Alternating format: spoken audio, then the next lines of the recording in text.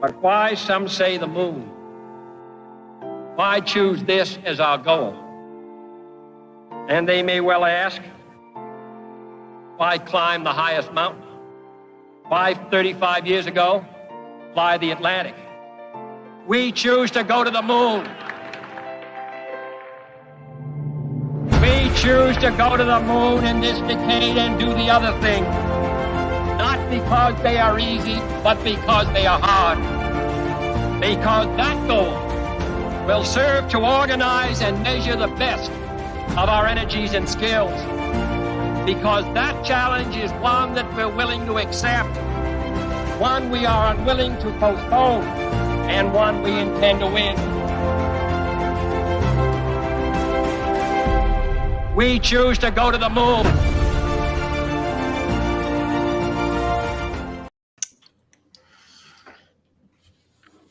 Is it Greg? I'll do it. I'll take it. You want me to take it? I thought we knew. Sorry. Let's see here.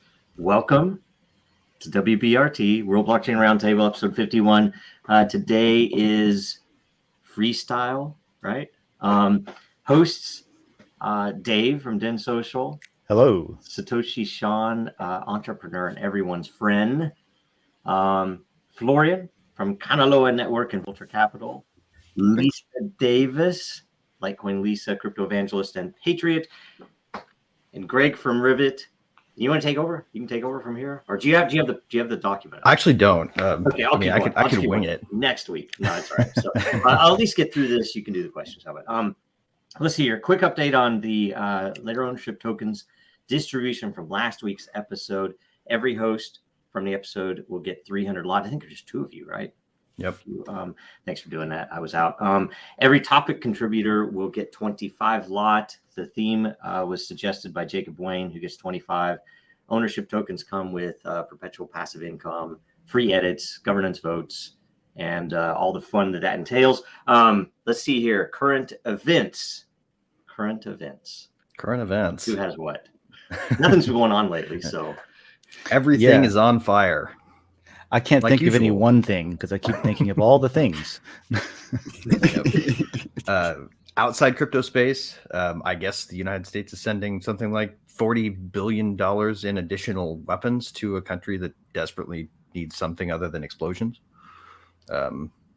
Is there any reason, by the way, that went from 33 to 40? Because I know the 33 was the magic number before, and then all of a sudden, it, for some reason, matched Musk's bid on Twitter. I wonder if that was some signal. It was just bonus money. They're like 33 billion. Just sounds paltry, Mr. President. That sounds like $1989. Masonic number, you know. That's the actual rate of inflation. It's the same value both times. Yeah, no, you're probably right. That's why the Ukrainians from the time they asked for it to boost, because of the inflation numbers. It's adjusted for inflation. God, that's horrible. I did like all the memes that he was like, oh, here's Philadelphia.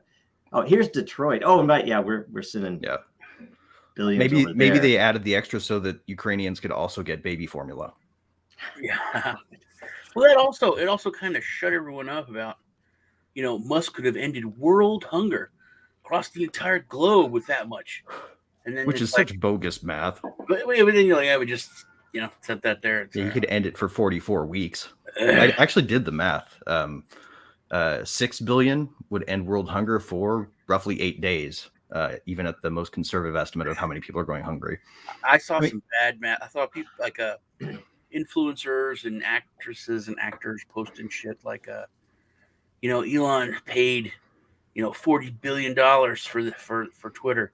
That's the equivalent of every American getting like $197,000 or $1,500,000 every person in the world or something. I think those are great though, because those are like chain letters, like tricks on people. It turns out it's highly relevant to the crypto question too, just right? To see who shares it. So much of the money that we count as wealth for billionaires, for millionaires or anybody, is not really money. It's the valuation of illiquid assets that are tied up in God knows what, right? Mm-hmm. Like he doesn't have a Scrooge McDuck style money bin somewhere with just like stacks and stacks of cash and nickels. Like it isn't my first dime. You know,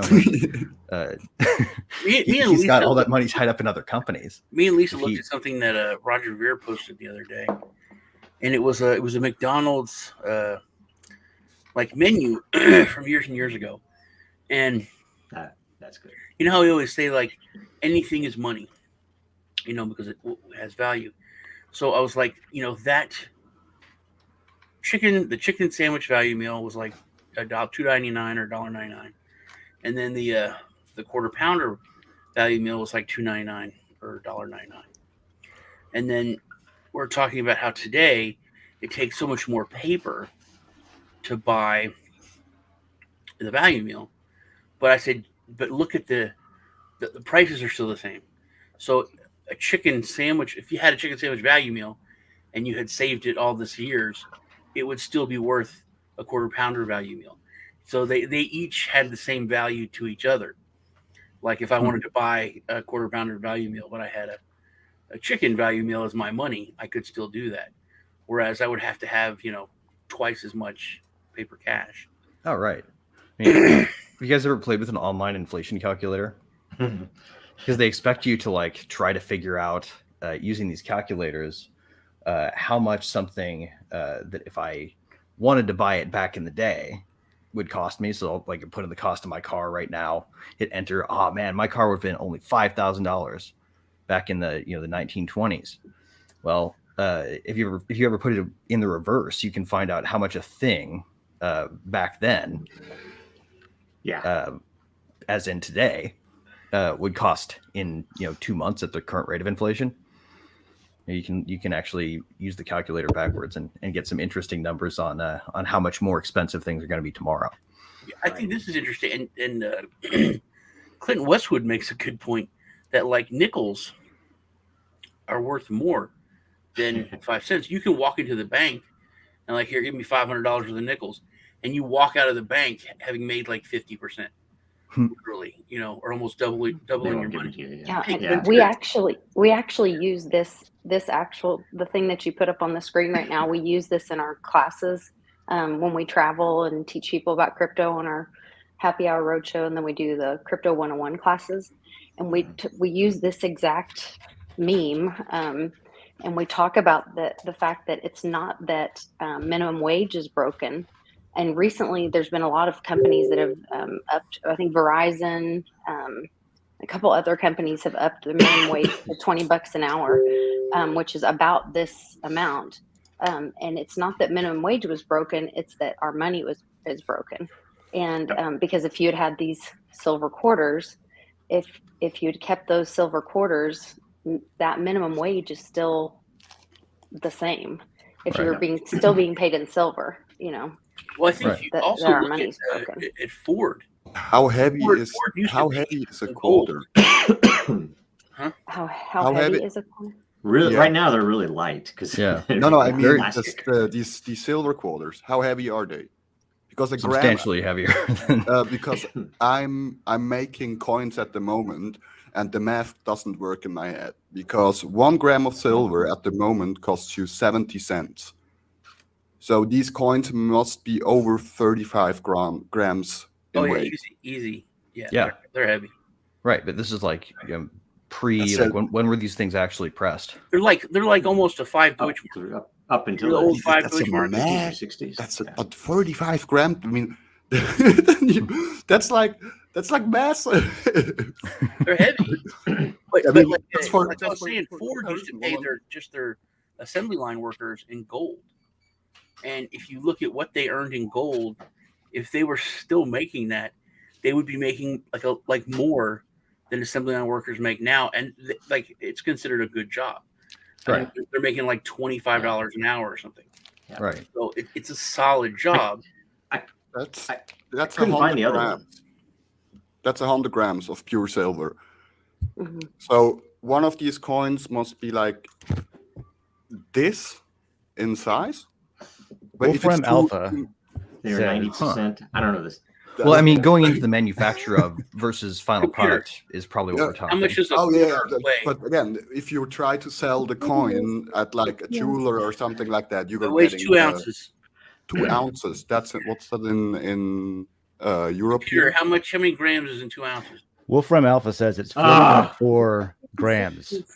57 grams. Okay. Oh, okay. Then it's even more. So then the meme, then it's even Thank you, half computer. a pack of chocolate for 1 coin in weight.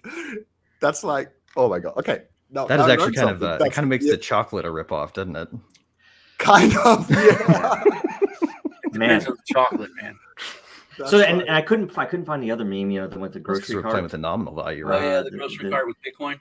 Yeah, the grocery cart. You know how much groceries Dude, back then that versus reminds now. me. When I was a child, I remember this is like a flashback. It's like an uncovered memory now. It was a family circus in the funnies. Like, I mean, this is old. Like I read it with my grandpa, but it was that little kid, right? And he's coming in with his mom. He's like, "Mom, I'm getting so much stronger. I used to only be able to carry $5 worth of groceries. Now I can carry $20 worth of groceries." Oh, It was, Lord. yeah. That's perfect. That's perfect. I'm glad that we were not the only ones that called them the funnies, because I read that with my grandparents too, like the Sunday paper, get the funnies out. Yeah. Yeah. Yep. It's apropos you bring the funnies up. I don't know if everyone here got to experience before he retired the great but not yet late Gary Larson. It feels like we're kind of living in a Far Side joke these days to a certain degree. Remember, like cut out just something funny and put it on the fridge for like a week, just so you'd see it, you know, when you went to the fridge. Just, I don't know, people. Yeah. Well, I think the Far Side broke all the rest of them because at that point, the rest of them were not very funny. That was always funny. But anyway, Wow. at least Well, for me, nascent outrage culture was targeted against funny Yeah. papers, right? Yeah. Like if you want to find letters to the editor that cost somebody their job, then you can go back to some of the stuff that happened to Gary Larson, right? Like way back in the day. I remember one that was like there were two that they described in the Far Side anthology. One was Tethercat, that apparently lost him a couple of syndicated circulations, and then the other one was one where they messed up and printed the caption for the Far Side under Family Circus. That's good. That would be good. That should have been a thing. It was the caveman fortune teller who is supposed to be saying something along the lines of I see your little petrified skull labeled and rusting on a shelf somewhere, and that one got switched over to Family Circus at the breakfast table, which was fantastic. Man. But well, what? So everything going on, is Bitcoin dead? First of all, no. Did it die a final death? No. Okay. I mean, yeah, Bitcoin is dead like every 6 months. So yeah, long live once Bitcoin. again, Bitcoin is dead until it dies again. Yes. Okay. Good. And So- other things. I mean, the rest of the market following. What suit. happened to it, though, guys? This is my question. What do you guys think happened? Do you believe the Conspiracy?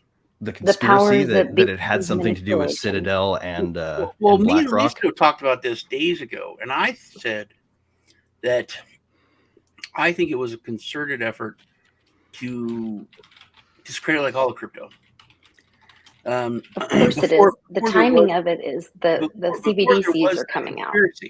I said there's a conspiracy because if you look at like last week when Bitcoin started dropping, everyone was comparing. Well, everyone, like the mainstream, was comparing crypto, you know, Bitcoin, Litecoin, all the big ones, saying it's not digital gold, it's not a hedge. Right. It was following like the NASDAQ and the market. It's like it's all the same, you know. So you can either invest in this volatile piece of shit or something that's tried and true, like the stock market.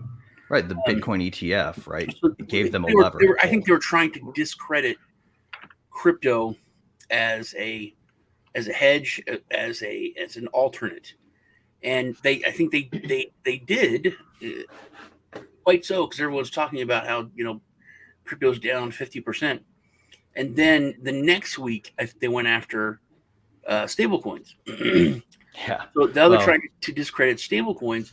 the only stable coins you can really trust are these CBDCs, which are coming. Yeah. Well, and the crazy thing about that is, when you look at how the one that caused trouble came to cause such trouble, right? It was a latecomer to the game. It was a team that was heavily motivated to create an Ethereum killer, right? And they took some leveraged money to start the backing, right? So this is how we're making the connection that says, it had to have been BlackRock, it had to have been Morgan Vanguard. Stanley and Vanguard. Like, yeah, and so far we're naming the three of the four most powerful pseudo bank transnational octopus death entities, like 3 of the 4 major bond villain sponsors, and nobody's mentioned which one have we not said yet. There are a lot of them. I don't know. That there are 4 that sit at the very top, right? Okay. Vanguard, BlackRock. We are Blackstone. We are living in my book, and I don't like it. Yeah. So did these guys do it, or did the folks at Citadel have anything to do with it, or did we just set them up to do what they always do by having somebody within our space just, make a deal with the devil that we in fact know, and that does that exact thing anytime you hand them a lever to pull that makes money? Yeah, I think it's 2 things. It's human nature and basically the double-edged sword of no regulations and no oversight and nothing like that. It gives us, all of us gives us the freedom to try new things and to experiment, which is extremely important. I mean, that makes us grow, right? Us, the crypto space. But at the same time, it stops no bad actors from doing what they always do, which is acting bad. And it also doesn't stop. I personally can't tell if it's basically the project itself or the people directly involved getting so much. Again, it's that they got a money printer. Mm-hmm. And I now can sit here and talk about how wrong it is, but I never had a money printer in my hand. So that's a situation. Maybe people just do what people always do and be selfish and just overdid it. And if you start printing the US dollar, it's only a question of time until the guys that first printed the US dollar come and say no. So that's we don't have a nominal crypto dollar, right? Like we never say this is just a stable coin because we say so. It's worth $1. Nobody's tried to do that because that would just be a bridge too far, right? Yeah. So we make these maths that connect them to the price of the dollar, and then we do stuff like borrow money from fucking BlackRock, and then we come back and say, no, we just, it was a scorpion. You need to ride across the river. I'm just a frog. I can't help, like. Yeah, it's exactly that. And again, it's something we as the industry have to decide for us. Is it, do we want no regulation, and then we have to deal with basically these guys ourselves, and we have to self-regulate that, and don't. I mean, Lisa, you were talking to me that like these guys will come in, and looks like they just came in. So that's something we have to expect, and either we take care of it ourselves or we give away the freedom and let somebody else take care of it. But then that has consequences on the other side as well. So, but I think we cannot, or people cannot sit here and have the cookie and eat it too. Right, it's like either you have freedom, and freedom isn't free, or you have protection. And I think it needs to be decided. Right now, if you ask crypto Twitter, which way should we go, it would all be about, which way do I think that will increase the number? The sole thing that I'm looking for is the fucking number. I get tired of saying it, but it's changing. It's if you had people who actually were in this for philosophical reasons, you would not have the bullshit that we've lived through in the past few weeks.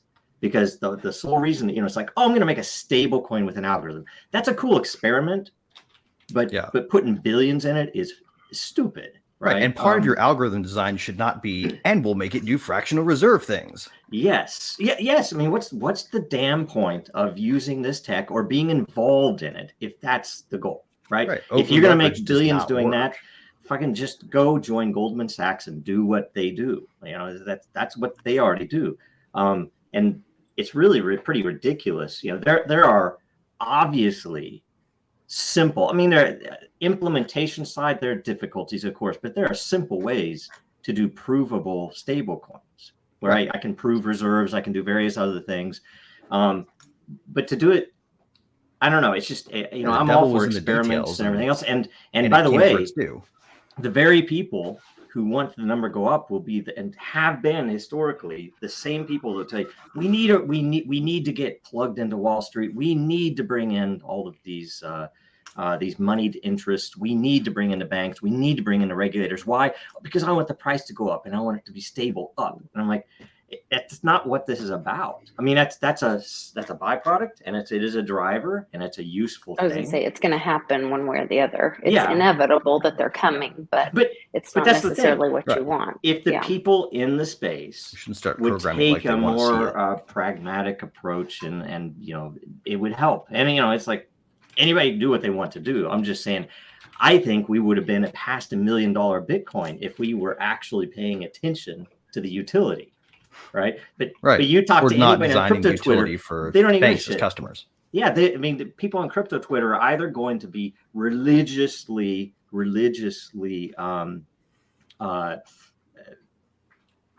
do I say? Maximalists, let's say, or they're going to hop back and forth between, it's like, oh, I'm going to buy this NFT that just looks silly. Why? Because everyone else is. That's the only reason they're doing it. It's an odd thing. Well, I think to a certain degree, it's been our own failure as people who got into this very early, who have I think a righteous philosophical justification for wanting to do this. Right? Like, we have not pushed this is this way because we need to beat these systems, and these systems exist because because we don't have the control of these structures in a way that keeps things from being manipulated. Like, we haven't taught people to be cypherpunks. We've just tried to get them to buy the product. There's a couple other pieces here that we're not really discussing, and the fact is that the reality is that our market cap is pretty low, that it just can be manipulated by some big guys pretty easily, because we're only at 2 trillion or something in the crypto market as far as the whole financial markets globally. So it can be manipulated really easy by the big guys is one thing. The other thing we're not talking about is what's happening globally in the financial market. I attempted to share, because I'm terrible at doing this. So I have like a screenshot of a horrible thing. I don't know if you want to share it or not, but the scheduled economic releases for the week of May 9th, 2022, there is all these things that are rolling out this week. You guys brought up what Janet was yelling about. The timing of this was critical for them to destroy the crypto stable coin, so that then they can roll out their CBDC. They have to prove that the crypto stablecoin doesn't work and fails, and scare people out of crypto, so that then they can usher in their safe CBDC for all the normies, Right. And it's not the first time. Don't worry, we'll use our guns to protect you from all the people that did the bad. Yeah, that at least that's what I was really worried about with Libra, with Facebook. Somebody on Twitter even mentioned this, that we're lucky that this situation with Luna UST was not a bunch of grandmas. If Libra would have launched, it would have been families and everybody would have lost money, and there would have been hell to pay, right? They didn't get that through. I don't know how they didn't get it through, but I think we were lucky they didn't get that through. So, well, and I think this is like kind of a critical moment in the crypto space. I don't know if you guys are familiar with @2BitIdiot, Ryan Selkis, his account and his sort of leanings on this. We have a chance to figure this out, and we have a chance to say, these are some of the things as an industry we won't accept. These are some of the things as teams and builders we won't do, because these are the things that cause these kinds of problems. if we don't introspect and figure out what this is, what happened exactly, and say, this is why we must not do this again, and then sort of, I wouldn't say enforce, but not patronize and not call out, right, these sorts of practices. We need to find out what happened here, and we need to say we're against it as a general community of people building this stuff, so that there is no excuse to say that we don't know what we're doing and that we need the experts to come in with their with their forced into the box status quo bullshit, as dressed up as a savior. Yeah, I agree. Absolutely. This is the kind of stuff that Bitcoiners mean when they say that crypto gives them a bad look. Yeah. Well, all right. And the other thing is that something going to my, I've been doing a lot of institutional research the past few weeks just to prep some stuff for our project. And one of the things that popped in my face like over and over and over again is Swift, and the prediction of Swift for the market development in the coming 4 years. It's not like 20 years or anything like that. It's like by 2027, they expect the tokenized asset market to grow to a total market cap of $27 billion. Now we are at $2 billion. And sometime in January, Swift and other big payment structures announced that they are looking to get into this. And now the things, quote unquote, we set up, our water system is now breaking down 2 months after the professional plumbers set up their shop next door. Yeah. And that's also the one big thing why I'm sure, quote unquote, Bitcoin is not dead, because yes. And I'll tell you what else too. Human nature itself, the fact that these are there, that even if all the exchanges went away, guess what? I mean, there used to be not very many ways to buy Bitcoin. When I first started in that, it was not easy to get, and it still worked, right? You could still use a Bitcoin, even when it was $2, even when it was $30, it didn't matter. You could use Bitcoin, and so it's an interesting thing. So, I mean, I think on the positive, the technology itself has already proven itself, and people are still going to keep mining Bitcoin. And yeah, no, absolutely. Lisa, you look like you're about to say something. No, okay. I was going to point out that like one of the things that I think maybe it's just unique about me, but I grew up without any money, and I've always just had however much money I have, and that's how much money I have. And that's just been my whole life. I think that's everyone though. On these okay, no. Like, I'm a but a lot of people stress out about maintaining the value of what they have, is what I'm saying. And I haven't. If I have less valued month to month, it's like, oh, things are bad right now. Been there before, that kind of thing. And so I don't know if that's a healthy attitude. I'm just saying that's kind of like when I see things happening like right now, I think more along the lines of, well, this was always going to happen. Like big players are going to attack this, every network they can. Like it needs to be attacked. Honestly, it does. If there's a vulnerability like this, it needs to be shown. I don't know about the timing of it and the conspiratorial effort behind it and the motives and all that. But at some point, attacks are useful to demonstrate. And one of them goes along with what you're saying, Dave. There's like 3 differences. One is that people in general are more awake, and we had the word woke before it became something different. Now we really need to use the word awake. And when people say, BitBoy said it the other day, he's like BlackRock, which it's the U.S. government. It's like a civilian arm. It's the right, and the EU, and voting member of World Bank. So if people understand that, understand Premier Landlord of Africa, and I think it's because of crypto. I think because once you put your foot in, or once you look down the rabbit hole, you have to understand how the financial system works, and that opens your eyes to so much. Everything else. So that's one big thing, and also we had such a huge influx of people the last bull run when we went to 20K. That was a huge amount of people came in, And a lot of people left, but then they came back in, which is what they're doing now. They're going to shake it up, and people will be like, oh, screw that crypto stuff, I'm out. But then they're going to come back, in a year or two. Wait, the last bull run was 20K, but Bitcoin's dead, and it died at 30K. Yeah. So, but see, people came back, and now, but what I've noticed now is with this crash, a lot of people are like excited. People are actually saying, "Oh, this is my first bear market. Oh, this is my first crypto winter. I'm looking forward to learning what to do." No, now. my husband woke me up this morning. It's like what Dave was talking about. It's like, oh, this is happening now. Oh yeah, and now I know we're going to change things up and we're going to do things different. People aren't as scared anymore. Because they understand. I want to hear the second half of Lisa's thing. No, my husband woke me up this morning. He was so excited. He's like, our orders filled last night for Matic at 50 cents. He's like so excited.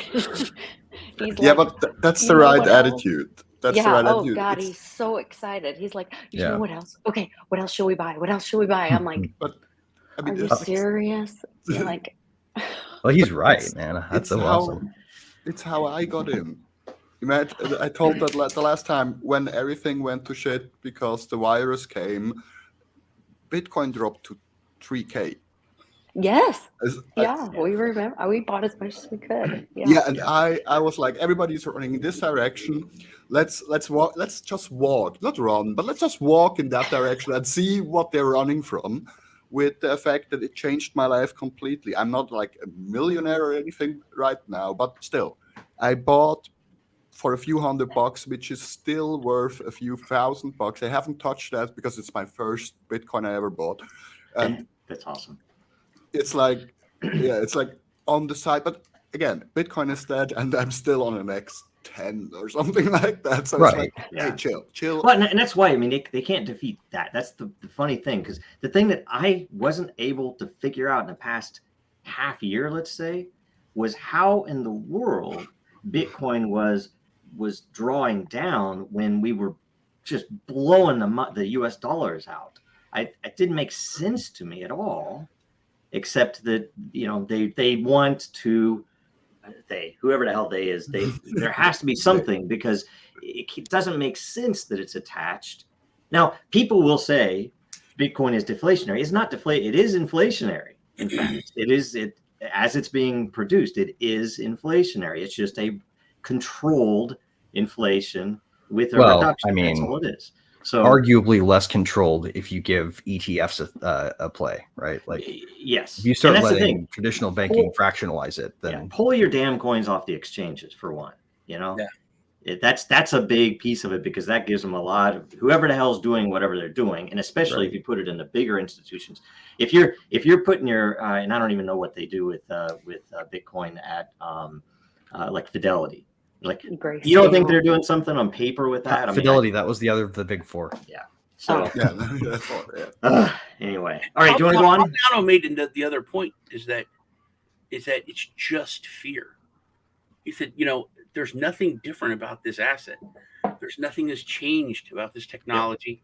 Yep. Nothing has improved, but nothing has gotten worse. Nothing. It's the same thing. Yep. The only difference is that is fear. Yeah, that's it. I'll tell you, the only, in my opinion, the only legitimate fear there should be for Bitcoin is the curve. That if there is a nation state that knows enough about the curve, there might be some weakness to the actual to Bitcoin itself. But other than that, when something happens with the crypto itself, when I say the cryptography itself, that's when I would be worried about it. Well, and I think the thing that I would just say as a takeaway for all this is, just because you don't see the value of the dollar versus some kind of hypothetical meta dollar peg, that thing's been sliding off its meta dollar peg in the wrong direction for as long as it has existed in fiat form, right? Like as soon as it was disconnected from gold, that it was just like the slide to the left, and that is exactly what is still happening. If you're holding dollars, you're losing dollars. It just doesn't look like it because there's no index that shows you how bad it is. I feel that every day, because I live in Switzerland, and we have Swiss francs, but everything I trade is in dollars. Mhm. And the dollar loses a lot. When my dad was working a lot in the States in the 80s, the dollar to Swiss franc was 180 Swiss francs to a dollar. Now it's 80 to a dollar. So it was almost worth double, and now it's worth less than 1-to-1. And that Yep. was 80 something. And since I'm alive, it went from 150 to like 90 cents or something we have right now. So if I look at my crypto portfolio, I not only have to minus the dump we had, but I also have to take like 10-15% off that just to convert it to my local money. And the Swiss franc isn't perfect, anything but. And the dollar, and we are such a much smaller, weaker. We are, again, in Switzerland live less people than in New York City, Mhm. just so for the comparison. And our money is worth more. That math doesn't make sense at all, right? Right. So that's Oh, something. yeah. The dollar is sliding for years now, and it's only Yep. one direction. And the people who are benefiting from this are the same people who benefit from shorting a stock, right?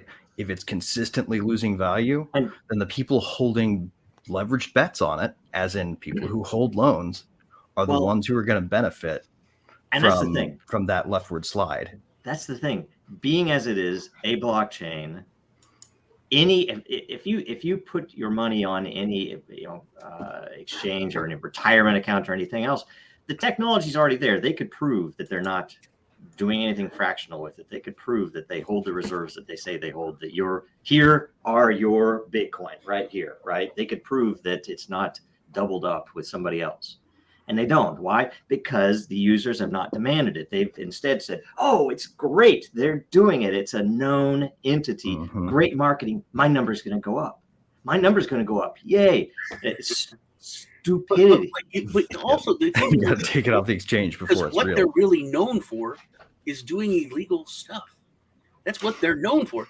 My friend, because I posted something, That's so I've been true. looking for land.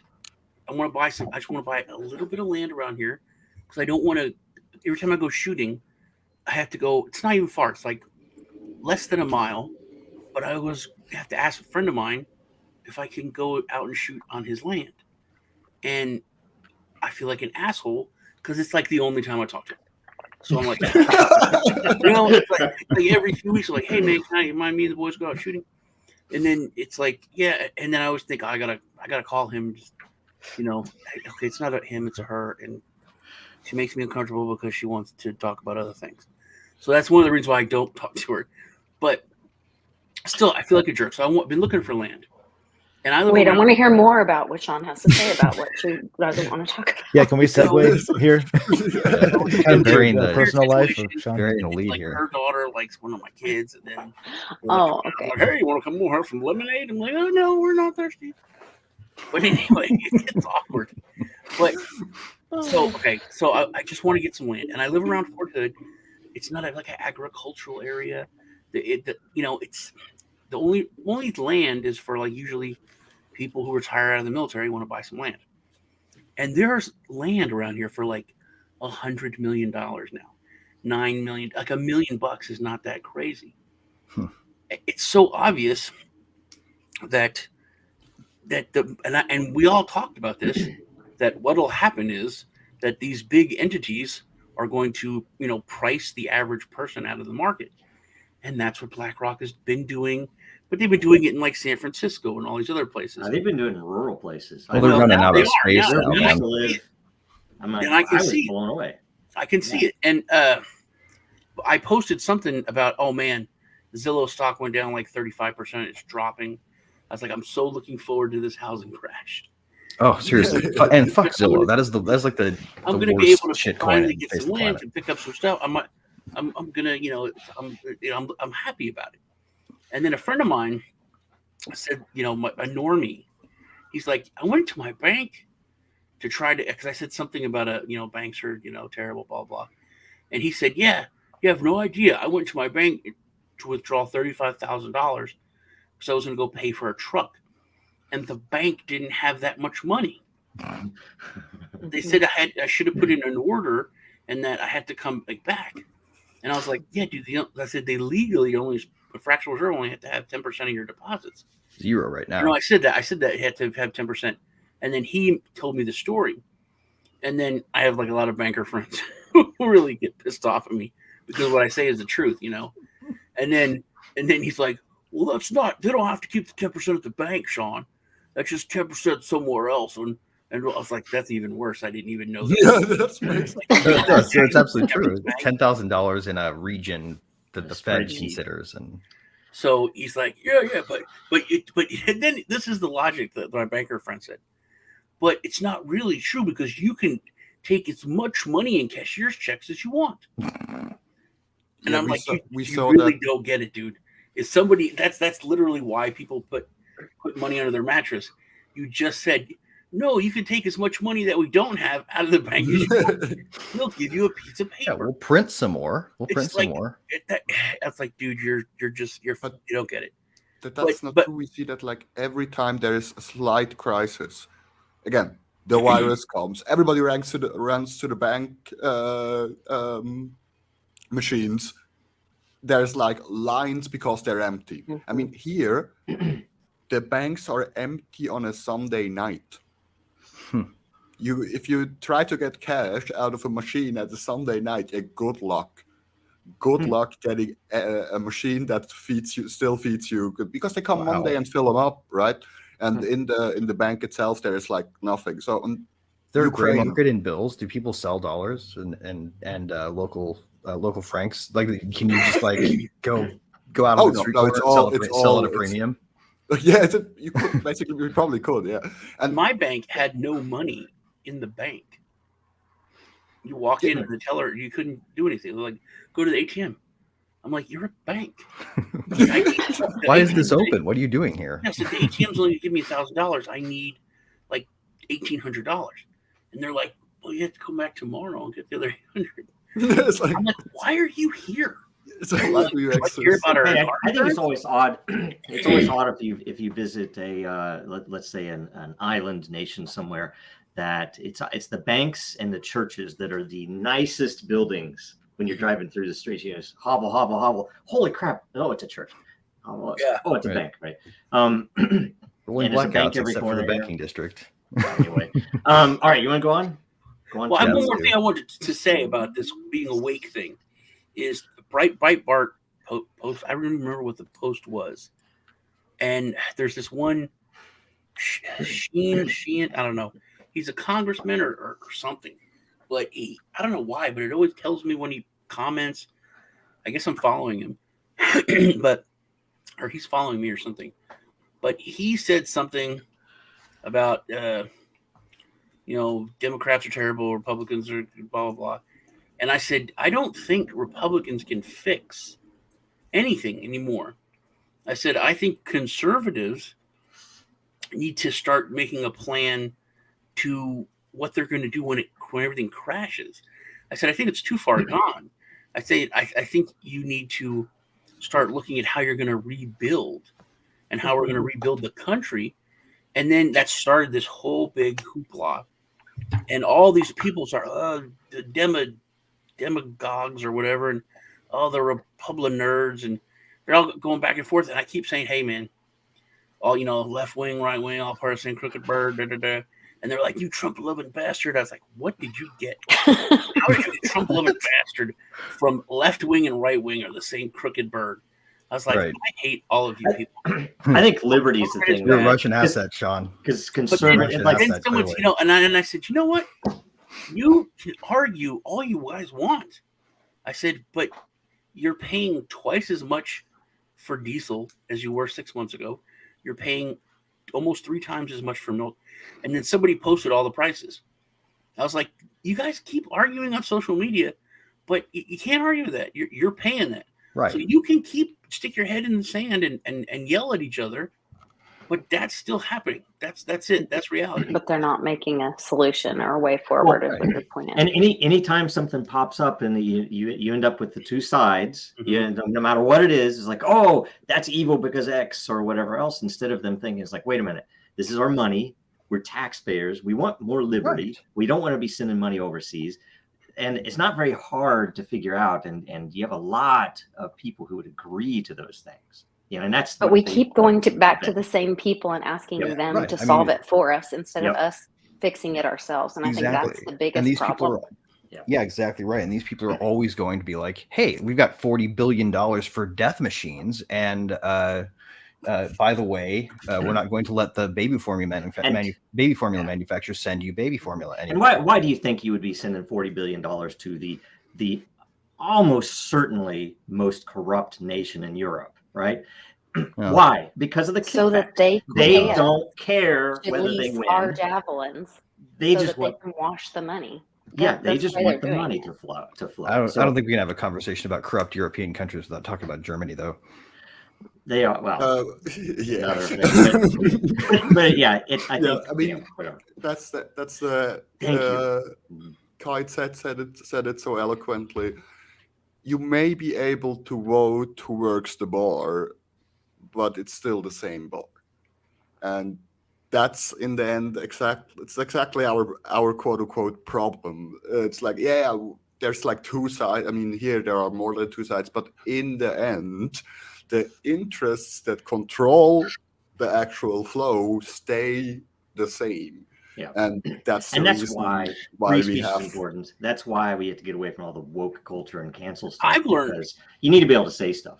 And I've learned to stop the argument. Not the real argument. It's if you say, "Man, this is really wrong," and then someone says, "Yeah, but Trump did it," I was like, "Yeah, man, if they'd have killed him, then maybe Biden wouldn't have done it." Yeah. Also, and they're like, "What?" Also, Trump did it, maybe, but that doesn't mean everybody who disagrees with this thing likes that. That's what pisses me off the most. Nobody, and I don't know how they've programmed people to do this, but you can say, "Man, this is wrong," and then they'll say, "Yeah, but Obama did it." Yeah, but Trump did, and how is that an argument for anything other than the problem systemic and transgenerational? Because they're programmed. It's extremely easy. Anybody who's led a team before will know it's extremely easy to program a team to get cohesiveness if you have an enemy, and that's all it takes. If you have a binary system, you're going to have an enemy. All's fair in love and war, and they literally made it a war. Right. Yeah. Where it's like, it doesn't matter what it is. If every village leader, though, in the history of village leaders, has fed your children to the wolf once a year, like the argument that they're still feeding them to the wolf is somehow defeated by the fact that everybody else did before. It's always been that way. It's nonsense. How does that mean? Why aren't we going after the wolf, guys? I'm not going to get into it. It's like saying it's wrong to kill people and then argue, but Dahmer did it. It's like, what? It's like, but it's the meme. Don't sacrifice your children to Moloch. Sacrifice them to Baal. Then it's the exact same damn thing. All right. So y'all weird asks, how much do you think we're over or under using blockchain technology? Do you think some ideas currently trying to be implemented are completely ridiculous? Who wants to go first? That's an interesting question. Because how much time now? We're using it in a lot of ways. And I think we're underusing it in a lot of ways. Yes. I did have a conversation with somebody recently in Miami about that. It was somebody saying, all this stuff can be done with databases, and to some extent he was right. Like, there's some things you can do with a database, but God. I know. And it was a conversation between people that fundamentally disagreed or understood things differently. Maybe is the better description. But there's some stuff you don't have to do with blockchain, but I don't think that's a reason to not do it. Right. Yeah. We have a thing that would come. Go ahead.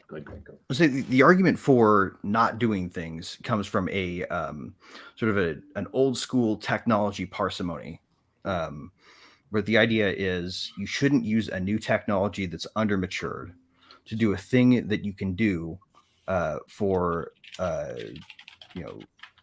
about the same or lower cost. with an older technology that's more proven, right?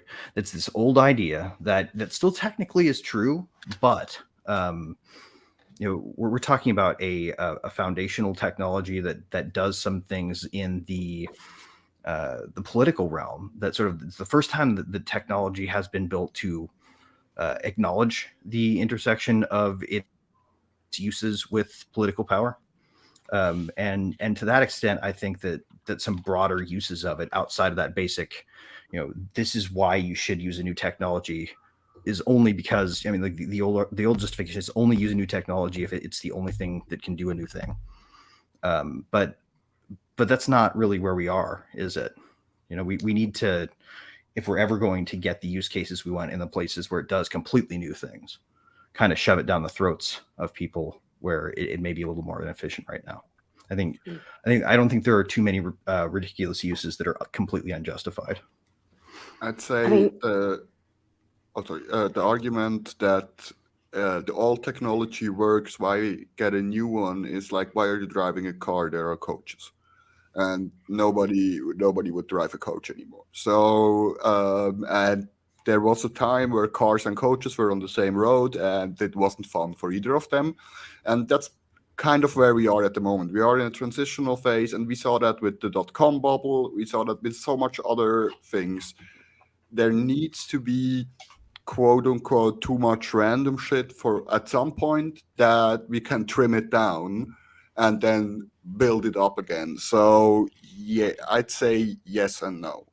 Yep. Yes, there are probably at the moment some things out there that don't need blockchain or don't need to exist, but that's not an argument against it. That's just a step in the process of maturing that technology, right? So, and it's about you as a person being smart and deciding for yourself, do I need this Ponzi XYZ, or do I need this actual product XYZ? That's like, and then if you find yourself in like 10 projects and 9 of them are Ponzi's and 1 is a rock, maybe it's you. Just say maybe it's you. So this is a process for all of us. And yes, there are probably some stuff at the moment that we don't need, but that's good. Yep. They will die at some point. The people who don't want us to have it at all, period, ever, who want to get in and change it so that it's a new version of the status quo as opposed to a thing that renders the status quo obsolete, our only advantage over them is speed. They can't move quickly. Bureaucracies move slow. So we kind of have to run at full speed if we're going to have any chance at getting a world we want, as opposed to one that they want again. That I've thought about that. I don't know where it's probably one of you that I heard mention that first about having a window of opportunity here. And man, that's so realistic in my mind that it's scary. It kind of does put a fire under my ass about, hey, if we don't do it right, someone's going to do it wrong. Yeah. I'm a big proponent of that window argument, so I'm going to flip a coin and guess it might have been me. But yeah, that's true. We have that with everything. That's like, again, nuclear technology was the same thing. You can use it in a very useful way, and you can use it in a very, very, very destructive way.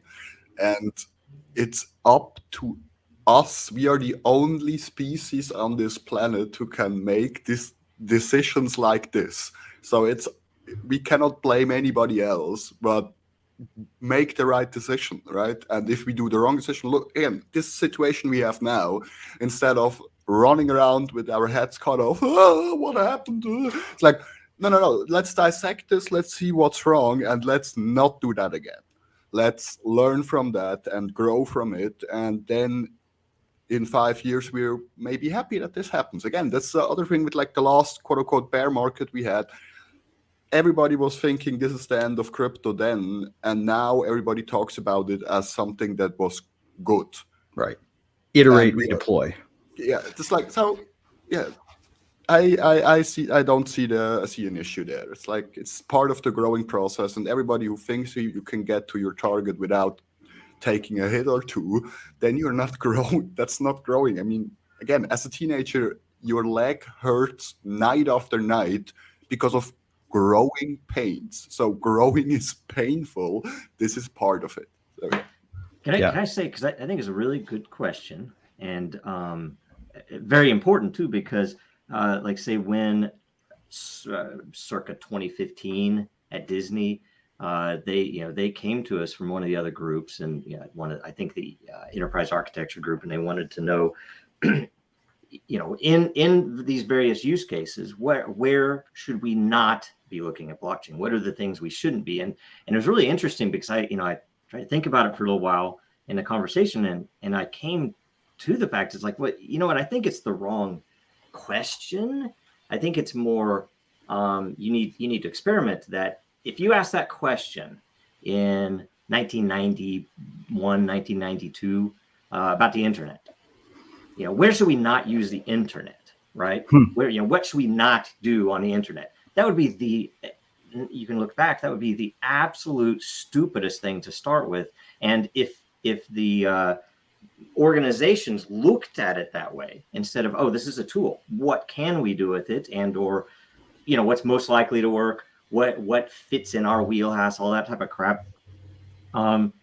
You would have, like, say, I don't know, it's like a self-limitation in human imagination that is really bad in the end. Right. So it's like, we don't know what we need. Yeah. We don't know what we'll want. Yeah. And if you ask most of crypto Twitter, I say maybe most, I don't know, quite a bit of crypto Twitter, you're going to get the religious response. We should only be doing Ethereum. Everything else is shit. We should only be doing Bitcoin. Everything else is shit. And it's like, well, wait a minute. The technology could be used in so many ways, right? That they aren't considering. And some of them are going to break.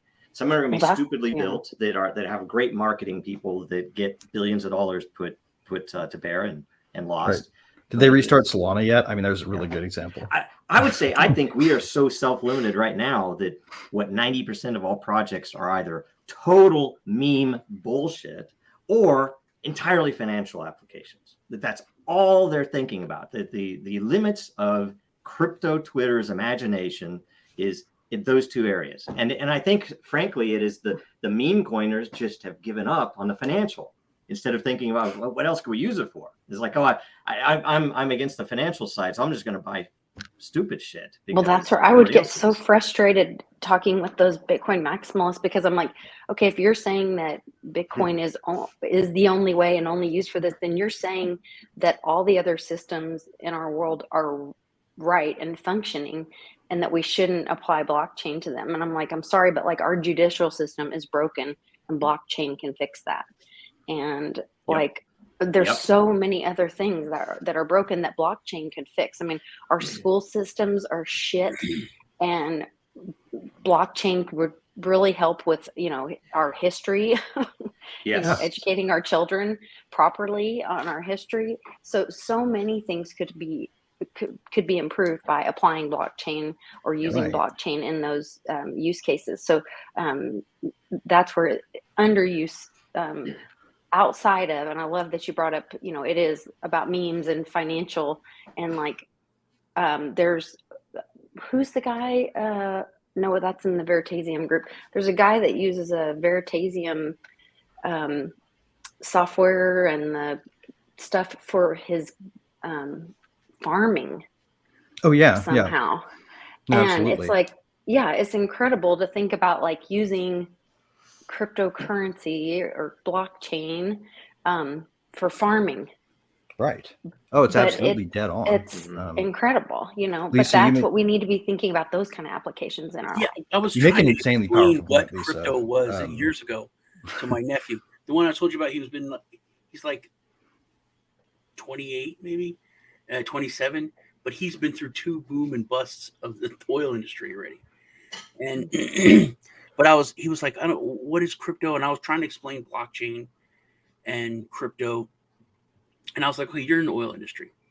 And then I started talking about how would it be advantageous for different oil companies to know about every single oil well that is out there, not just ones that they have, but to connect all of the oil wells on the whole planet, to about like soil and just all these different things. He's like, yeah, that would be crazy, it'd be amazing. And I started talking about this, and I said, well, blockchain could connect all of those, and then you could pay for the system with a cryptocurrency. And I would just go, and I was like, man, that's a really good project. Right. I was just explaining it to him, and he was understanding it. And that's what I was saying. And I was like, that would be really cool. But yeah, there's so many applications. But I like that you brought up the internet and how that would have been that was a stupid question to say, how do we not use the internet? Where shouldn't we use it? But I think that we as a species changed our way of thinking because of the internet. We never were able to think that big. We didn't have the ability. You know, we had ham radios and that was like the limits of our scope. And we had to think about, okay, where you don't really need to use it is this, you know, mom and pop store. You know, they can use maybe like a social media, which is brand new, to get people in their area. And that was huge. That was a huge industry. And you're talking the invention of the Facebook page, right? But then what people, and a lot of stuff failed because mom and pop didn't need to have a big website for this little area. But then when people realized, hey, you can sell your, you know, whatever to flow in Switzerland if he knows about it. And that opened up a whole new thing that we hadn't even thought of. You know, we're like, hey, you can use the internet for your small area because that's the way of thinking. Just instead of the newspaper putting an ad in that, you can put an ad here and then a message board, or you know. And I'll say, you guys touched on something. I'll let you go, Joe, but I just want to throw this in real fast here. Both Lisa and Sean touched on something really powerful about blockchains. Right now, our world is hobbled in what it can do based on what we can agree about the ground truth. Like what we know is happening, what we see is happening, is the limits of what we can decide to do things on.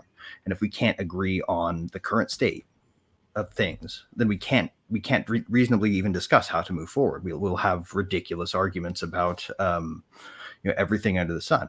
But if we can apply this tech to any new area, then we can agree on a ground state that can be beyond refute, and we can just talk about what to do with the present as opposed to whether or not we're thinking about the past right. 100%. I think that's a lot of the power. Yeah, and I mean, again, Muted. that's true for all of science.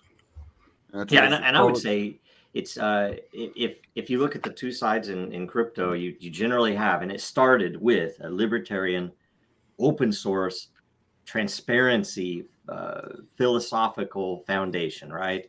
And we moved quite a bit into the bankers come in, and I noticed being early in crypto when that really started that the forums changed, censorship started. You had a lot of really bizarre activity in that switchover, and it's almost like good and evil. And I'm not saying that all bankers are evil. Maybe most of them are. I don't know. But that one way or another, good intentions. It's that if they come in solely with, here's a volatile market I can manipulate, they're not going to be a productive or a positive contribution overall, right? And so you think about that, some level of it that's good, but you look at what's been created, it's been by the engineering side. So if you want to be able to evaluate crypto for the future when it's down, look at the engineering side of it, right? And you might be able to do it through a tertiary, like it might not be that you understand the engineering, but you can get a read on who you can trust about what they're writing about what a project is doing. In the very least, you don't have to be a developer, an expert. You just have to understand that's where the productive capability is in the builder's side, right? Right. I mean, things like Den and things like like Cult DAO and things that they're coming out these days. They are actually creating incentive architectures for people to talk about the world the way it really is. Yes. And that's when you start having reliable sources that you don't know are reliable because you've listened to them and evaluated the result.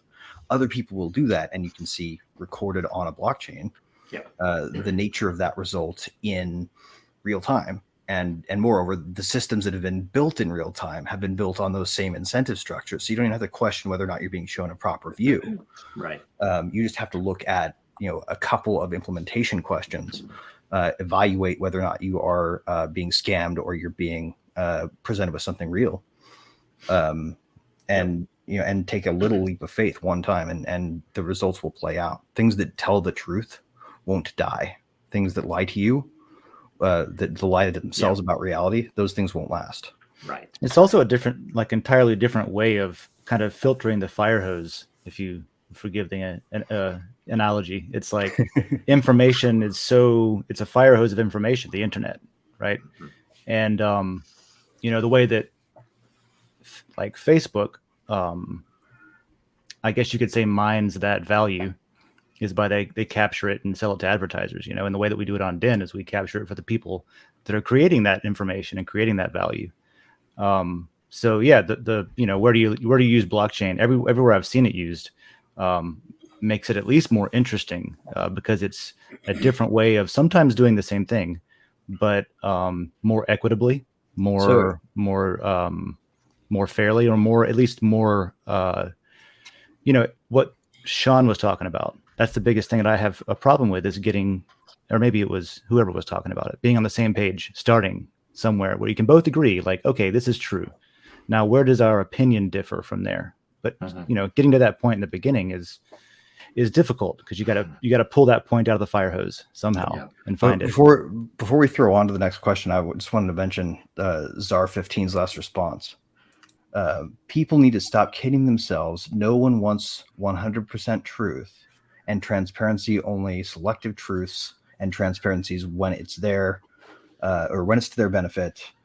You all know this is true. Actually, no, I'm sorry, but some of us actually do want 100% truth. Yeah, but that is a mindset. I like to tell but I think it goes along with what I was talking about, the internet mom and pop thing. People had to change their way of seeing the world and the possibilities. So I think people need to change, because you do want that, but he's right. I think the majority of people, they're happy with only. That's why that's why blockchain is subversive. Here's the thing, though. I was wrong, and then someone could literally say, "Yeah, but Obama did it." Well, but listen, I don't agree, because I don't think anyone out there, barring the few people that go out and seek it, have been have an idea that I think that how do I say this? Prior to the internet, they had the four networks in the U.S., right, and around the world it was very similar. Everything was consolidated and controlled. A lot of them were government networks, and you bring the internet in, and it took a slow. And by the time 90% of the normies come onto the internet, and this is talking about internet normies, right? That you already had Facebook and other centralized control. So people aren't used to hearing the truth. I don't think that means they don't want to hear it. Right. I don't Liberty think is 2 + 2 = 4, and being able to say it, right? Yeah. To quote Orwell. Yeah. And I think it's, the truth is, and, yes, I think people should be able to filter out and say, I don't want to get on and look at the markets today. It's a bad day. I'll just stay out. Right. That's fine. That's their choice. But that doesn't mean you would say, oh, it's hurting people, so Twitter's going to start censoring any negative comments about Bitcoin. That would be hilarious, right? Right. But I do think that comment is correct, because, like, look at Julian Assange, seeking 100% truth. Mm-hmm. Well, but he's being punished. Did the people put him behind bars? Sort of. No. Yeah, they did, dude. They did. That's such a weird case. Stopped it. Yeah, that's true. Man. Yeah, Scapegoat. They haven't stopped it. Well, how would you guys have stopped it? How would you guys stop it? What happened? You literally, so we How had would this you conversation with the whole J6 thing. Not to get your channel in trouble, because I'm in YouTube jail right now, so I'll be very careful with yours. But there was a Twitter Spaces on talking about.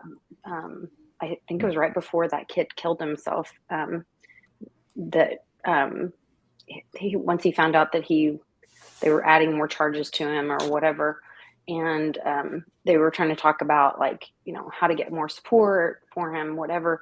And I was like, literally, it's my understanding, and I think one of you guys is an attorney. Is it Greg? Yeah. Used to be. X. Okay, so literally you could go to your local sheriff and say, we the people demand that you come with us, and go walk his ass out of jail. Right. Nullification, essentially. Right. Are you going to do that with And guns? That's what I'm saying. What are you Right, going exactly. to I How do don't. we Maybe stop it? if that. That's if, what I'm if saying. that's I'm saying what yes. it takes. There is a threshold at which people will do that. To say that we're responsible for Assange being in prison. I No, we think had to have a Assange, vote on when it. it comes to Assange, I think if the Trumpers, if they would have not, because you have the nationalism, I think you could and I blame think Trump. how it was sold to them was he hurt America. He is bad for being unpatriotic, not the truth. If they would have been just sold the truth, they would have pushed. They would have pushed it. Since they were okay with it, I think because they were sold a bill of goods that he was unpatriotic. It was unpatriotic to support Assange. He wasn't an American, for one thing. No, I don't even get the whole. he's never been here before. He had but- charges in Europe too, so the whole pardoning didn't even. Now sanctuary would have made sense, but Yeah. Trump should have offered sanctuary and demanded it. That's what Well, should have happened. Trump could have. Well, I mean, he had the ghouls and the scary part of the permanent federal service to contend with there, right? Like Right. the And same nobody folks knows. who gave us the results in Kennedy's him from situation. those charges. He wouldn't have been arrested. He could have pardoned McAfee. I disagree. He would have been arrested for something else. They arrested him for a fake rape before he had charges in the U.S. Then they added the charge. It's like they would have gotten him on something else. He wouldn't be coming to the U.S. Our government wouldn't be involved. Our Virgil Griffith is a good example. But Trump tried to play ball and keep the intelligence community happy and keep the police happy. We think he was asked in that interview and he did not have a good answer. He had a non-answer to why he didn't. The point is, he had an attorney-client, and I can speak this a little bit. There are attorney-client privilege related things that one does not say publicly if they want their full defense to not include having to contend with things that they've shared privately among one another. Not saying something is oftentimes a piece of legal advice that your attorney insists upon. Yeah, the system is set up to make you look guilty. This is the question of whether we are responsible for Assange being behind bars right now. Well, I mean, and I think right now, and the second thing that Zara 15 said is really relevant. He raised the question about privacy, right? Exactly. Yeah, it's like we don't have that. Like, do I want to know everything about Sean's background? No, I don't. There's a privacy. We're talking about about government and things that should be transparent that we pay for, right? If you take it from a context of Thomas Jefferson. What would Jefferson think about this?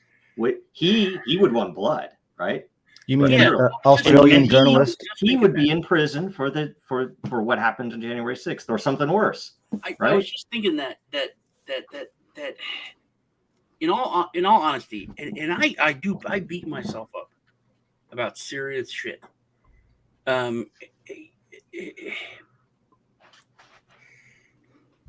And I think that we have to take responsibility for this stuff. We aren't insisting upon it. You're right, Sean. We haven't insisted hard enough. In the end, dude, I have insisting hard though is the. I have a bunch of guns. I can load them up, and I can go and I can try to bust him out of prison. I could do that. I could take the law into my hands, and we all could do that. So in the end, if we're not willing to do that, then we don't care as much about that subject as the other piece of it. I think the question is, where do you begin, though, right? And it's where do you begin on that hard line? Have we already begun and found out what doesn't work yet? Stop. I don't. Well, so here's one quick example: is my I just got redistricted, right? I just got put into a different. So like it's sort of a choosing who your voters are situation. Mm-hmm. Oh, so, our neighborhood used to be a terrible neighborhood. So it was not in a certain district that was an amazing neighborhood. But recently, our neighborhood's become awesome because the neighbors have always been awesome. They've just, gotten the shit into the stick for a while. And now that the neighborhood's coming up, we just got roped into the nice neighborhood district. Because now it's like, oh, wait, more of our demographics over there. So, like, do we start there on, like, local, like, start fuckery? Everywhere. Do you and work your way into something All at bigger? once. I think they Everywhere, all want at something once. to happen because the reason that you're seeing a lot of the supply chain issues that are popping up is, they're going to want food shortages or other shortages or other negative things to happen, which will cause riots. And some of the riots will be paid for, just like they were in 2020. Who knows, right? Well, I mean, think about this. If we were really pissed off about the right kinds of injustice and we're willing to stand up and take action, would Ross Ulbricht still be in prison? We could have, in the election cycles that have happened since he was imprisoned, put people in power specifically on the issue of resolving that injustice. Have we done it? No. No, but the media is Can we do controlled. it? If Can you we post, do it? Yeah. Yes, but we have to be able to defy a whole bunch of established power structures meant to defend the status quo. And I Lisa think that's made what this this is point about. a couple That's what days crypto's ago about. that the formula, like a formula shortage, and I was telling my son about this. I was like, that is something that somebody would riot for. If you like you can go in there and you can not have any toilet paper, and someone could be buying 10 packs of toilet paper, and you're gonna cuss them out, but you're not gonna fight them.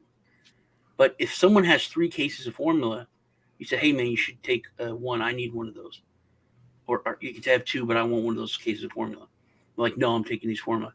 And I think when it comes to that, I think any parent would fight to get that case of formula. It's not going to go very far if they're alone, though. That's the whole point, and that's the reason there is a threshold that's enacted organically there. That if you don't have release valves in the system where people can feel like they aren't getting screwed at every turn, it'll turn violent. It'll happen to everywhere it's ever been. In Cliff High's data, he sees people literally. So like, even as this falls apart, because it's going to get worse before it gets better. But the people that do have money that are able to buy food are going to be like attacked in the parking lot by the people that don't have money and want the food. Right. Grocery store when they're parking lot walking security to- is going to yeah. become a popular job. Yes, you literally. That's very funny. It's very funny you bring that up. It's been a big thing here because Not funny, haha, but no, Yeah, this woman funny. stole a bunch of meat in Temple, and she got she got in trouble, and it's a huge fight. And a friend of mine, he's like, dude, go look at the comments. I said something about this, and like everyone's freaking out. So I went and looked, and people are like, yeah, screw that woman. It's like, and then there's some people that are but then he said, because there's a video, the store didn't do anything. And everyone's like, yeah, because the security is not supposed to do anything. And we're like, well, then why is there security? And he's like, and then of course I put kill them all, I put like the Starship Troopers, he's like, I'm from Buenos Aires, and I said kill them all. But he's like, they should have tackled her, and they should have not allowed it to go as far. And then and to be a cold-hearted person, all of our tax money went to the the trial and housing the person and all that. And if they just would have tackled her and taken the meat and not allowed it to happen, and if people know that's going to happen, that's much more of a deterrent than if because look at California. It's like literally, what's not going to happen. You can walk through there, steal so much, and there's people that go into a store with a calculator, and then they know how much they can walk out with. They literally, which is good, Right? Teaching people math, but then they like steal $680 worth, and then they go walk right out. But back We don't want to stop it though. Inventory loans have insurance on them, and those insurance companies don't want there to be zero theft. Then there would be no reason to have retail business insurance, right? Like so they don't put systems in place to stop theft. They just put systems in place to mitigate it so that the premiums stay lower. But if there was blockchain, it would fix everything. What's the next question? Well, but back to the baby formula thing, like, don't you think that this, and back to the manipulation, like all of this is happening, the timing of all of this and the dollar dying and all of this happening at the same time, it Yeah. all feels very manipulated and very calculated. The fact that now the shortage is baby formula, and it is something that I've got to tell you, like, if there's a young mother and her baby is hungry, and that young father comes home and that young mother is crying because her baby is crying and hungry, that daddy is going to go do whatever the hell he has to do Right. to get food for his baby and for that wife. Right. And he's not telling. That is where the revolution will come. That's I don't know why. if you know this, The fact that but it's not Bill toilet Gates, paper right Bill, now, Bill that Gates it is has formula, I think well, could be. Bill Gates has the You guys know biggest why the shortage is, fake right? synthetic breast milk. Yeah. They shut down a the market. facility for environmental regulatory reasons that they could have shut down anytime. And they shut it down. Once again, though, the timing right now. Yeah, They can turn it right back now, on if they when the wanted to. dollar is dying, Yeah. when the CBDCs are about to come out, when they just crashed Tether. I mean, all of this, the timing is just right. That I can't just tell if Schwab-y it's the good World Economic guys or Forum the bad nightmare shit. guys. Yeah. You And know? again, it's before we go to the next question, because we need to do it because we don't have much time left, but we'll probably run over whatever you guys want to do. But run over. That the passive evil is ubiquitous, because no matter what happens to our economy out here, guess what? The government's going to grow, and there are going to be more bureaucrats that feel powerful in what they can do for force. And it's just like, oh, it's just the rules, man. And they don't care, and they get their paycheck, right? And that's all that Yeah, matters. but the So stage is people set who for are the people to take oh, over, totally. for the people to say, I've But had that's the enough. thing. Right? And No, all absolutely. the tools are there for the people to do it. I think, in my own opinion, bureaucrats should be shamed. If somebody in your neighborhood is a bureaucrat, literally, Go stand in their yard and say shame. Well, I'm not shame saying on you. anything. I'm not saying act. I'm just saying they should be shamed publicly. It should be a shameful job to have, to be doing that, in my opinion. All right, it's a humble opinion, but I do believe it. Yeah. Anyway, we have a strategic reserve for this, so you can be demanding the release of it, where they put all the anti-malarials and all that shit. There is baby formula in that, and they can let it out anytime they want it to. They haven't taken action, so people should be hollering for that. I'm sure they'll send that to Europe like they sent our oil. It's probably already on its way. Yeah. Ironically, all of this stuff I'm talking about is previously why the one thing I feared the most in the world was a solar flare. Not because of that, but because of the people that it would affect and their reaction to not being able to go swipe their card to get food at the grocery store and that whole system, But this is the same kind of thing. It's like, what are people going to do when they can't feed their family? It ain't pretty. Yeah. Well, I think it might be needed. Anyone in the chat who's in the United States of America. Sorry, guys. I don't know why that just happened. Okay. Jacob Wayne. Go ahead and type 1 in the chat, and then you can send me your address, and I'll send you a silver bar. That was a YouTube, Rumble started playing the intro to System Update with Glenn Greenwald. Has a silver bar? Is that an ounce? Yeah, it's a $100 bill. Really cool. Oh, nice. Okay. Jacob Wayne, regarding the government regulation, what is your main concern about the blockchain industry's growth, and why? See how concisely you guys can answer this. Mm-hmm. I just think that let's see, concerning the regulation, I guess who's writing it, and with what intention. That's where my concern probably is mostly. If I would say the fact that government regulation is going to continue to be done on a case-by-case basis under the existing paradigm, and that we are not going to start from a blank slate or even consider what regulation ought to be. We're just going to find the most convenient excuse of justifications for state violence to point at people to get them into a sort of controlled status quo orientation, and they're going to resume their normal speed and choke innovation until they can come up with a way they can deploy it to their advantage, and that's that. I think the biggest concern for me is just that you don't like the people you don't trust. It's like, what is your biggest concern about having Cruella DeVille run this puppy shelter. Well, it's Cruella DeVille. That's what I'm concerned about. That's literally, it's them. Yeah. It's Yep. For me, it's the same thing. It goes back to where we all started. We all came from running away from these institutions and these people making the existing rules, and now we're about to let those people make the new rules. So all we've done so far is for nothing, or what? So there, what? Yeah, you basically you broke my heart 100 times, but this time it will be different.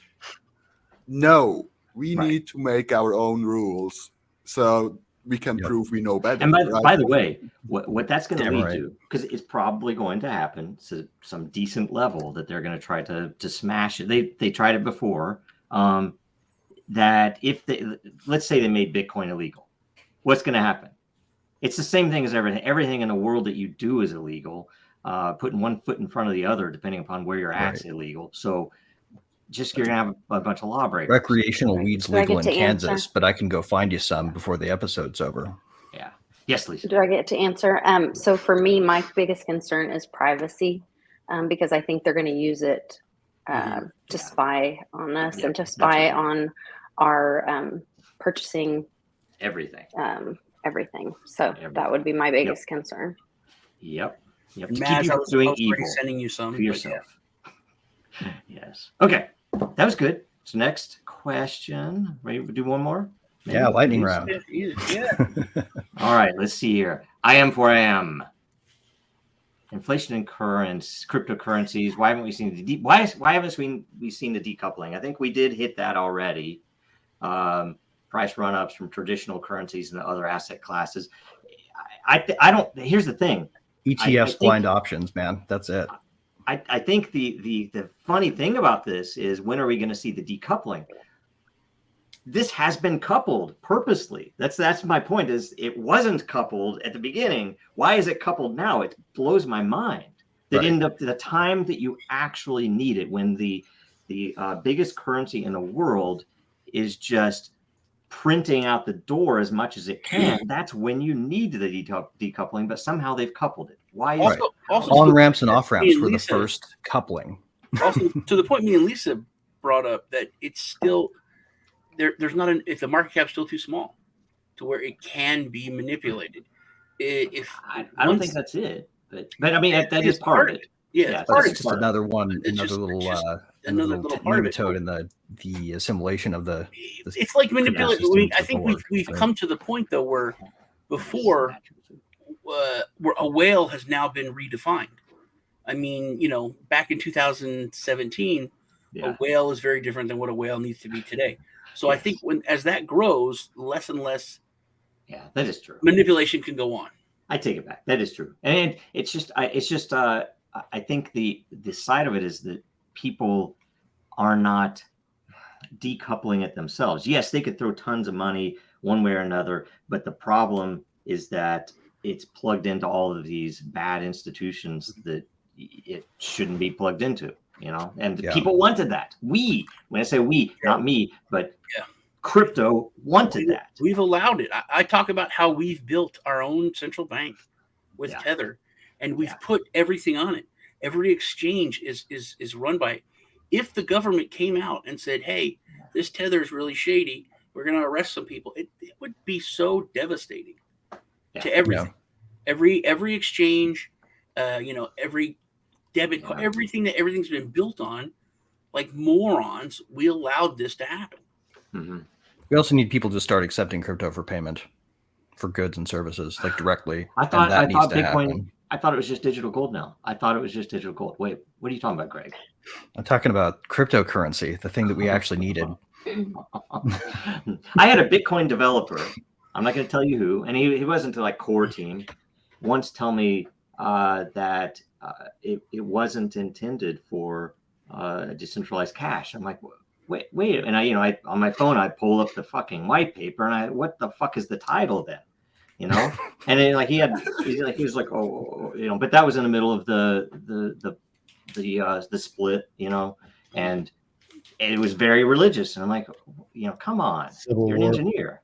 Anyway, Dude. it's all good. I'm sorry, guys. Sorry, I'm like today for some reason. Anyway, next. I have those days too. I got you. I get you.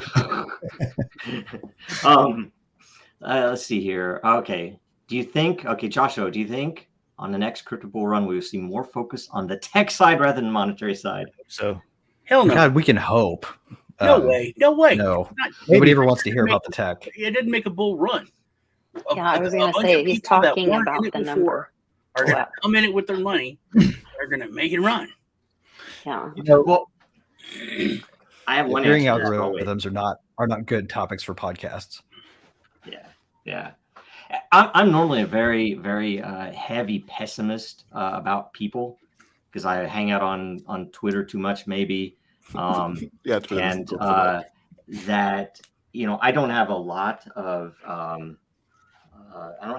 of positive thoughts about what people will do with some things when they have the ability and choice. But I think that if you can get real utility in place, if you can get something that's really useful, really solves something, and really is effective, and isn't like, oh, you have to be a technophile to use it, that'll be the thing that will. And I think it's coming. I don't know if it's gonna be the next bull run. I don't know if whatever, but I think that's what's needed. Focus on finding those things instead of just pump and dumps and number go up stuff.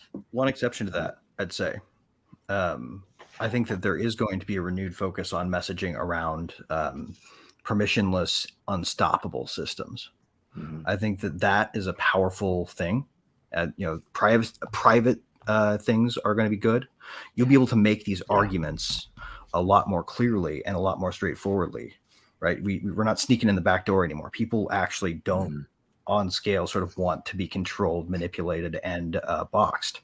We don't want the police because we're starting to see them as the financial police. Because we're starting to see them as the thugs they are, right? We can say things that we couldn't say. So, I would say there's a bit of it that will be. I think going along with that, I think, and I know you won't like this, but if you look at number go up specifically as a barometer, I think when we're looking at $100,000 to $250,000 Bitcoin, I think if you look at that as new people that have come in, because I've said it, we've all said it, once people look down the rabbit hole, it opens their minds to the technology, to when they do have that problem, like, hey, this election has been ripped off, then you're like, oh, blockchain, that could help. Didn't I hear? People don't know what it can do. And coming into it for the money does open them up to that. Yes. So I think in the future, it may actually, I think it may lead a bull run. May lead the bull run, the big one, the one that finally puts it to 1 million, the one that finally, breaks the yoke of humanity. That may actually be true. But I think that not the next one, or maybe the one after that. But it's but using number go up as a barometer to how many people are coming in and becoming educated as to what blockchain can do. Mm-hmm. Yeah. Yep. I'd say it needs both. The tech is like the baseline for everything. Without DeFi, the tech we wouldn't have had this bull run. But without the meme coins, we wouldn't have the money to fuel that bull run, right? So I think that's why I'm happy to quote unquote be a builder and not have to worry about the market, because I can do stuff, doesn't matter what the price of whatever is, right? I'm not dependent on that. I'm here to build something that when these people come back, there's something to use. And I think bull runs will always, that's hype. I mean, if you look at the concept of a hype, that's like, it's always dumb stuff. And there will always be the fidget spinner of crypto propelling the bull run in the beginning. But it's always going to be some form of tech that kicks it off. some form of tech that gives the possibility. And then it's a tryout phase. And the bull run is the tryout phase, and we figure out what works and what doesn't. And people tend toward the end of the bull, or toward the ends of bull run, tend to focus only on, oh, this worked, oh, this worked, oh, this worked, and don't forget that there has to come the point where your rocket explodes. It's like that. Otherwise, you haven't tested everything right. Right. If we don't analyze the parts on the rapid unplanned disassembly, then we're not going to get a better result the next time we launch.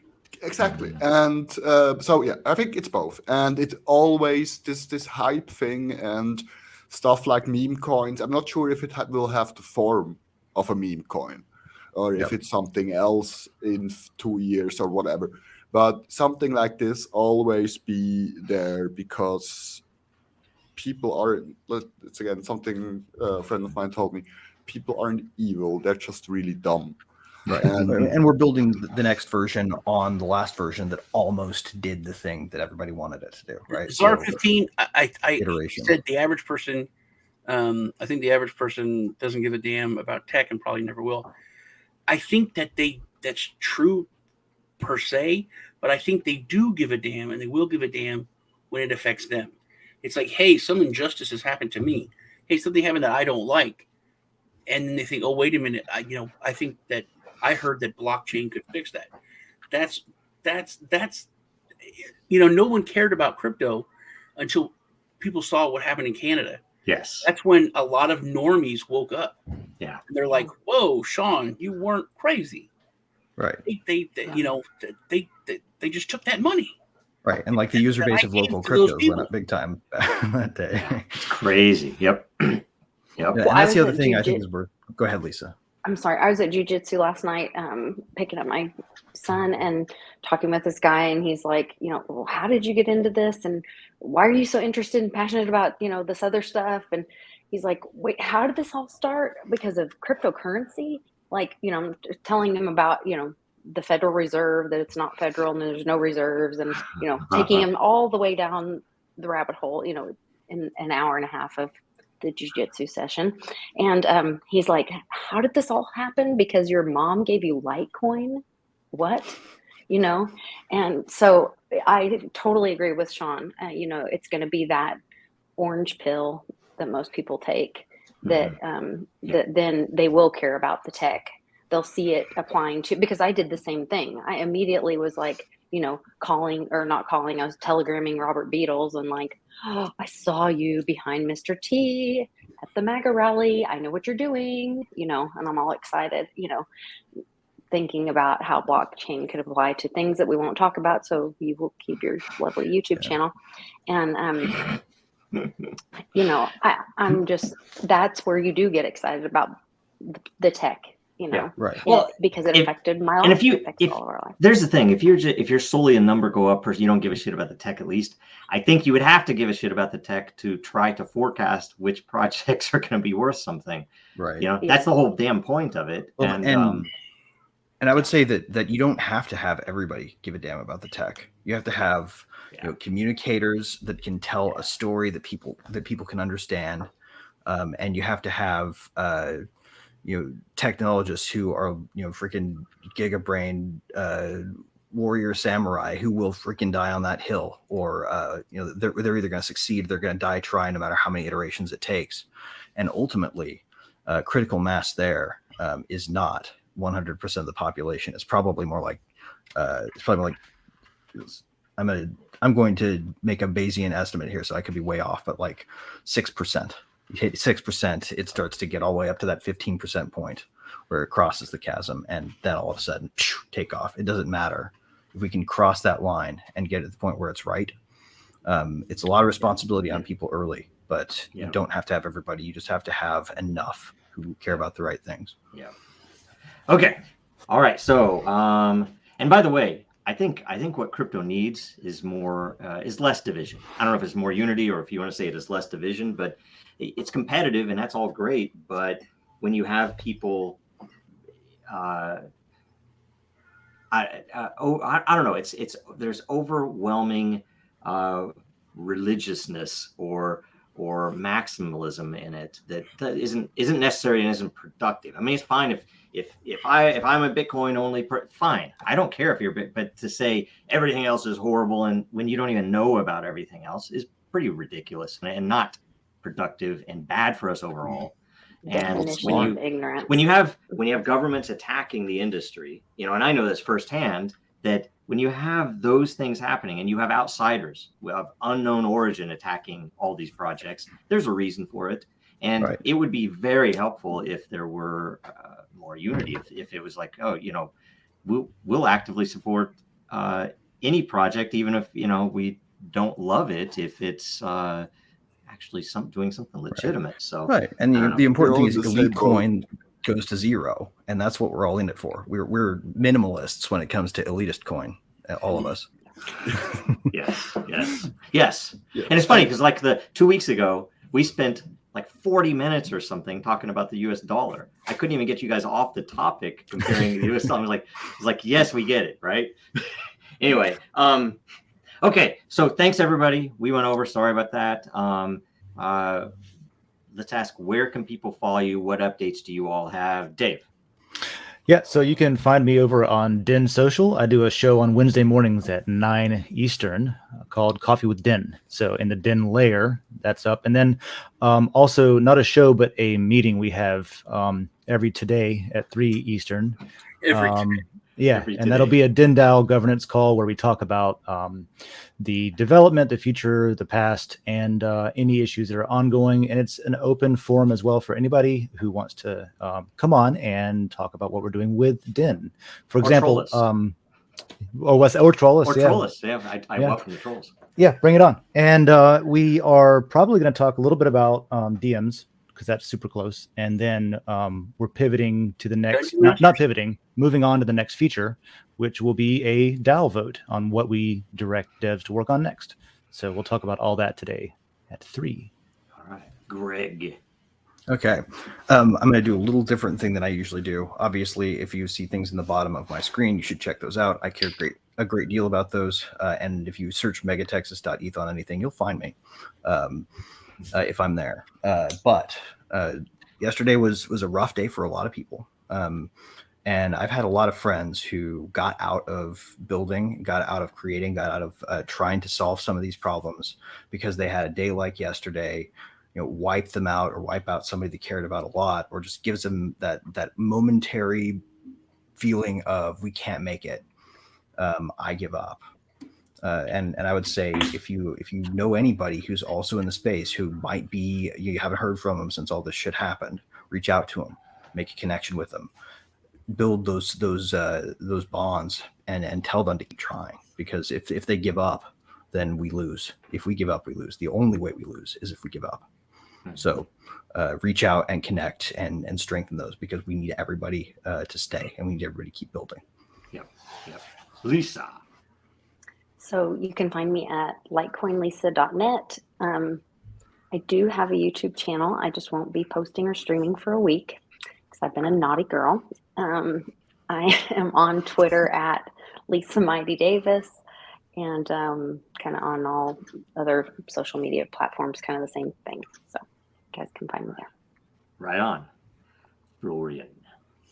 You can find the Kanaloa Network at Kanaloa Network on Twitter, or you can find us on Telegram, same thing, at Kanaloa Network. And we are at testnet at the moment, and we'll be deploying sometime next month, I hope. And again, we don't let us stop from anything, because we are here to stay. And I have to totally agree with him. I'm in a similar situation. I had a regular income and a lot of crypto on the side, and developing cost me a lot of money. And now I have like almost nothing, and I have to look into finding ways to just finance my existence while developing the product, because me not being able to develop the product is the only way that the product dies. That's the only thing, and that's something I will not let happen. And that's like, I know people from myself. I know people are in that situation. don't say pay them anything or stuff like that, though. But support them mentally, because it's not easy at the moment, but it's worth it. Because again, the only way a project dies is if people stop developing. The price is, it's like an old meme, the price is secondary.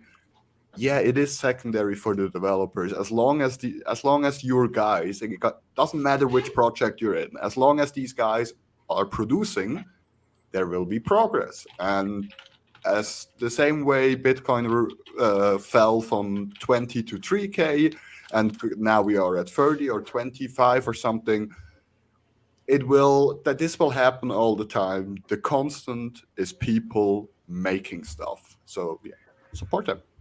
Yep.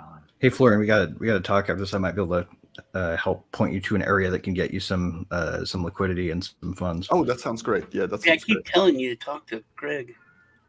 Yeah, you told me. Yes. Maybe we should have an extended subject on that, because I've not had time to look into it myself, the Cult Manifesto stuff, right? I haven't had time at all, and I want to know about it. And every time I see that, I think I need to look into it, but then things happen, right? Sean, I don't drink lots of Kool-Aid, but I really like this particular flavor. Yeah, that's good. Right. Sean, what's up? I don't know. I gave up. No, never give up. Never surrender. Watch Galaxy Quest. You can find Sean on YouTube at Satoshi Find Sean. me on YouTube, which we can do our show on my channel if you want to. Okay. That would be cool. Fine. That would be awesome. I would love that. I'm thinking about doing something for. John McAfee. There's stuff actually that is coming about that. Not on my channel, but maybe there's some stuff coming. But okay, just forget I said anything. All right, it's just okay. Best tease ever. Stuff about him that's going to come. Be ready for it. They still haven't released his body to his wife.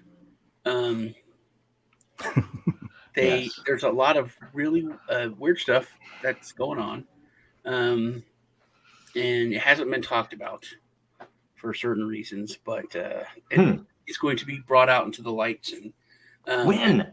2 more weeks? Is it 2 more weeks? I would say. I keep hearing 2 more weeks. That's all I always hear. In 2 weeks. Less than that. Oh, well, that's good. Yeah. So whatever it is, it's on the Dead Man Switch. Well, that's part of the stuff that's going to come out. It's going to talk about. There's just a lot of questions are going to be answered, and a lot of other questions are going to be questioned. Okay. Right. Is it going to be about the Florida hotel? Anything in there about that? Or sorry, apartment building. No. Apartment building. Sean, is there any risk to Elon Musk from the same people? I don't think so. I don't know, man. Okay. There's so much going on, and I talked to Joe about it. But this past week or two, I've been going down different rabbit holes, and the things that I've been thinking and learning, and it's got me, I don't know, worried a little. But what's going to happen is going to happen, and we have certain tools at our disposal. We have tools now that humanity's never had before. So things can be different, but we have to utilize them. We need to stick together. Like Greg said, you need to not give up. Also, talking about the elites and them. If you haven't seen the Pentaverists, it's on YouTube. It's Mike Myers. He does 20 different roles, and it's pretty funny. Oh, I have heard about that. I heard negative things about it, but I want to watch it. It's funny. They're only 25-minute episodes, so you can watch it all in a couple hours. We should totally put a link to that in the show notes. It's very funny. Huh. There's some other shows to bring up, but yeah, you can watch that. Okay, that's good. Galaxy Quest. Never give up. Never surrender. Yes. Be bullheaded, right? Oh, I think it's a also, thing. Hold on. Yes. I wasn't here last week because it was a religious holiday. And you guys ended up talking about Star Wars anyway, which I was pissed about that. Then I was pissed I wasn't here. You guys were talking about Star Wars, and it was like, damn it. So, favorite Star Wars is I think Jedi, but New Hope. New Hope is, but then Jedi after getting punched in the face with because I was a kid, when it came out, it was a very big deal to me. Actually, I have a giant, like $2,000 print of Star Wars in my living room, which I bought when that was like a month's worth of or 2 months worth of income for me back in the day. Cool. But anyway, I think the other movie is Rogue One. Heck yes. You're right. You're Can so I tell you right. something? I was upset I didn't get to weigh into, because I would have been, as often, I guess, the love Rogue negative One. side of this. That as a kid, I grew up and with the same thing. I watched all three in the theater, right? That old, and that the when Jedi came out, I couldn't believe. I was absolutely into it when Siskel and Ebert did their whole show on it, right? And it's like, oh, I can't wait for this. And with my kids, it was funny. We went and we watched them in order. So we watched the first episode, episode 1, 2, 3, and then 4, 5, 6. So that was their first exposure. But here's the thing that I noticed, and they did too. 4, 5, and 6 were fun. They were not overly serious. They were not like, oh my goodness, the Emperor, and it's like, and all that, like whatever, democracy died with applause, whatever the hell that Lucas stuff is, predicted it, man. It's just so freaking hilarious. But you watch them in that order. Those first 3 that came out were actually fun. They were fun to watch. They were cool. The acting was horrible, but it was fun. And so anyway, but Disney taking him over was just nail in the coffin. The whole thing is the only thing. When I was working at Disney when it happened, when they purchased it, and I told them, oh my God, all of the sequels are going to be musicals. Because it's freaking Disney coming in. It's like, Princess that Leia would have is been now a Disney better princess. than Not what we just got. the songs. You just scared the shit out of me. Princess Leia is I just heard it all the time. the best Disney princess is Princess Leia. Yep. Anyway, When they first purchased it, I was like, yeah, that means Princess Leia is a Disney princess. yeah. Anyway, it ruined it for me. I watched any Princess of the was just her later first ones. name, though, right? It was just crap. I mean, I think the only shining light in the entire later set of series was Darth Maul, who was awesome. Darth Maul was freaking out, and they killed him right off. I'm like, okay, Dude, he needs whatever. his own series. Anyway, Yes. I think he's getting his own series, actually. Thank God. So for Dragon Chain, you know what? First of all, Den side, make sure you come in there. The one question that we didn't get to probably should be a Den question. So ask over there, right? That's one thing. And on the show later today, or the meeting later today. But I did a live interview yesterday with Alex Newman, who's like an uber libertarian. I really like the guy, and it was a very short segment, but it was live, and I think we'll have the link today. But it actually was pretty good, and it anyway, that'll probably be out later today, I hope. The link and stuff, probably worth watching. It's very short. You don't even have to speed it up or anything. And there are a couple of projects that we're trying to get the dates on when to release them. There are a couple of other things in development, and every time I say anything about any of this, people give me crap, but whatever. You have to keep building, so do keep building if you can, and if you can't afford it, then do it in your off hours. That's how stuff works in the real world. So anyway, I will People plug eat crap and one more stop time. registering at the poop factory. I want to plug Den.Social one more time and piggyback off of what Sean was talking about with, getting to the point where you can better trust the information that's feeding your opinions and all that stuff. Just as a reminder, everything that happens on Den.Social is on chain and timestamped directly to Bitcoin's blockchain, right on layer 1 into a block. So if there's ever a question about who said what and when and what did you know and when did you know it and all that stuff, the concept is that we can start recording history right now. Can't fix the past, but we can start recording things on chain right now. The realities are we'll not validation. be able to get an edit feature without passing a DAO vote. well, that's We the have thing. edits, Edit and is that's another on chain too. transaction. You just have to maintain the history. With that's Yeah. the thing that's like We so have many edits. people try to attack. You can edit, and it's just the second the edit is on chain too. So it's like, oh, I can look back and see what you edited. Okay, Fine. Just let me Yeah, fix my I was typo. teasing. That was not a technical statement. I just wanted to throw in a thing about how the realities are asked for Twitter edit button. Anyway, sorry for the wrench, but Yes. use it's a free tool. Den is a free tool. with rewards. It's basically a play to earn game in publishing platform format, if you want to look at it that way. And I don't know. I just want people to use blockchain more so that we have a more equitable world. Yep. I remember the other thing on the other show, Star Trek. We were on our way out, Strange New World. actually. I'm sorry. It was a wrench. Strange New World. That was it. Because you guys had said something about how people hadn't thought of something being used a certain way, and that's if you watch the new show Star Trek: Strange New Worlds, that really goes in line with what happened in the first episode. Really? Yeah. Interesting. Yeah. That's cool. Okay. It's a All right. puzzler for everybody. Thanks, everybody. Sorry to keep you all for an extra 30 minutes. We probably need another DAO vote. What to do when we go over? We probably need to have penalties and what we get or something. Who knows? But penalties. Oh yeah, Yeah. sure. maybe bonus. Yeah. Anyway, Yeah. join us next week is Web3 Culture Wars. So get in there and ask questions on that topic for next week. Pops up. And share this episode. Get people to watch it. Pay some Chinese farms to watch it. Whatever you do to get more lot for the hosts and all the contributors. Right. Make sure you like, comment, subscribe. I don't know what all the YouTube algorithm cares about anymore. But either way. That's it. I think that's it. So thanks, everybody. America's not the government, people. The America is you. It is the Grand fucking Canyon, the Rocky Mountains, the deserts of the Southwest, the Pacific fucking Ocean, the Atlantic fucking Ocean. It is the grandest continent. And what the fuck have you people done? You have turned yourself into sheep, every goddamn one of you.